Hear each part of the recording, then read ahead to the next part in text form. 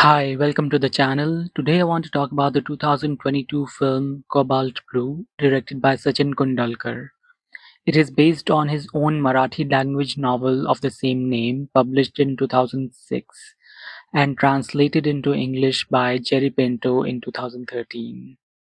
I first saw this movie when it dropped on Netflix, but I've always had the book on my reading list. I recently read the book and then immediately revisited the movie. The story revolves around siblings Tanay and Anuja and a paying guest that they both, unknown to each other, fall in love with. They live in a traditional upper caste, upper class Indian family full of repressed desires. While the book is set in Pune, the movie moves the action to Fort Kochi. I guess the director really loves the aesthetics of old Kochi, and honestly, that's where the movie excels. The set design is immaculate. Some frames look like paintings. Because the movie is set in the late 90s, the production design is full of nostalgic touchstones like Walkmans, cassettes, a poster of Nagarjuna, and reference to Michael Jackson's 1996 visit to India. The music is used beautifully throughout the movie, and the cinematography by Vincenzo Condorelli is top notch. It has some of the most beautiful low light shots that I've ever seen in a movie. However, the movie gets a bit too consumed by its own visual beauty. It falters in almost every other aspect, particularly the acting. The leads, Nilay Mahindale, Anjali Shivaraman, and Pratik Babbar particularly, feels really flat. While watching this movie, you might wonder, why did Tanay and Anuja fall for this guy? Was it just his physique, his art, the fact that he did not judge them? In the movie, Pratik Babbar doesn't bring much charm to this role. It's mostly his muscles. The answers are actually in the book. In the book, we see the guest through the internal perspectives of Tanay and Anuja. He's someone who grew up without a family and has lived an independent and well traveled life. He lives by the philosophy of मैं जिंदगी का साथ निभाता चला गया. For someone like Tanay, who has lived a very protected and stifled life, that is enchanting. And in the book, Tanay describes him through these beautiful words: such colors. When you breathe out, I see red and yellow flashes in front of my eyes. When we are both together, surrounded by a surfeit of stream, it's a misty blue. When the sun is shining and we look at each other from a distance, it's a white, a shining white.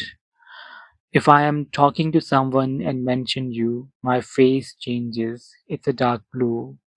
Dark brown when I call out to you, peaceful green when you call out to me. And Anuja notes his mystery in her own words in her journal. She says, he could cook and liked cooking. He knew French. He had guts. After his parents died, he had lived in hostels. He answered all my questions with a pleasant face. I asked him whether he painted in the way he did to mystify people. He didn't take it badly. He didn't defend his work, didn't explain it. Also, in the book, Tanay and Anja are not like very naive and innocent the way they are shown in the movie before the arrival of this paying guest in their life. They had both been exploring their lives before this man came into their life. They had both slept with men before. Tanay had slept with many men before this guy came into his life. But in the movie, it feels like they fall for him more because of his physique than his mystique. Um, and if you read the book, you would see that the reason they fall for him was because he showed them a different way of living life. And there's another issue with the movie, that it is entirely from the perspective of Tanay.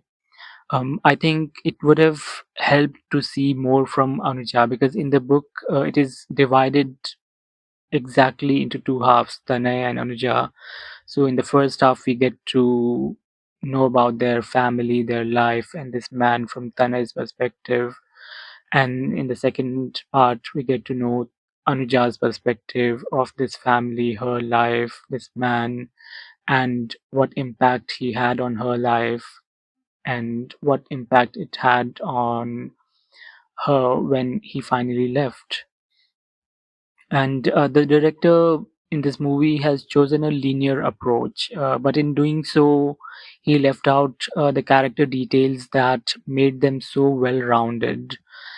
He did keep some great subtle moments, though, like the one in the beginning of the film where Tanya's mother asks him, "Why are you using a girl's skin cream?" Or she asks him, "Where is your Janeu?"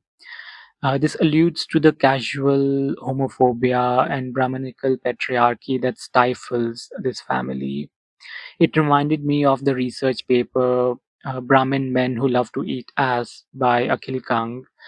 That uh, it talks about that specific intersection of the farce of Brahminical purity and the transgressive desires that gay men have. Both Tanay and Anuja see this man as a liberator even after he leaves them one by one. They see him as a liberator from a family that wants them to be like their elder brother Asim, who has a steady job, who is going to marry the girl that the family has chosen for him, and most of all, he wears his Janeu.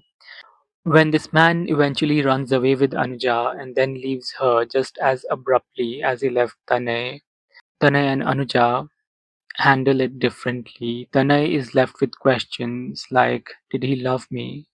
Did he love us both? And he develops a bit of anger towards Anuja. Anuja, however, is a go getter, and it was her decision to leave this house with this man. And she doesn't feel used, even though her father claims that she was being used by him. To her, leaving home was about seeking freedom. She realized if she stays in this house, she will become like her mother, who has given up so much of her own identity to be the matriarch of this family with very little acknowledgement from anyone. As she writes in her journal, this home is big enough for a middle class dream, but not for privacy. The film changes several supporting characters. The aunt in the book, named Shariyu Moshi, which was one of my favorite characters in the book, has I think she has been turned into the character of the nun in the movie. And there was a character of a middle-aged man that Tanay meets once, who has been turned into the character of the professor, played really well by Neil Bhopalam, who plays this aging, beaten down man with a bit of self-loathing. And Tanay sees a bit of a cautionary tale in this man. And I would talk about me a little as a gay person who is getting older now. I can see what that character is going through. It is easy to fall into the trap of living in the past and giving into the dark thoughts of what if I had been with that man? What if I had taken a different path? And so many other what ifs.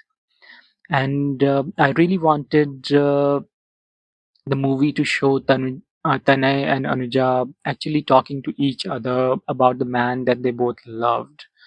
I wanted to see them rediscover him through each other's eyes, but unfortunately, that doesn't happen in the book or in the movie. All in all, Cobalt Blue is a visually pleasing film, but if you want the real meaning, you have to read the book. Even if you didn't like the movie, give the novel a chance. It will be entertaining, and it will stay with you. So yeah, that's all I had to say about Cobalt Blue, the movie and the book. Thanks a lot for listening, and have a great day. Thank you.